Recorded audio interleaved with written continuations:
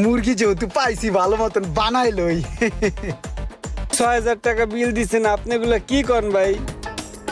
বেশ কিছুদিন যাবত ভালো একটা কাস্টমার পাইতেছি না। ওই যে একটা কাস্টমার আইছে, মনে হয় বড় লোক।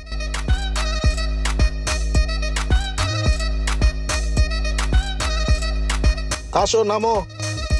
এইখানে মানুষ হবো?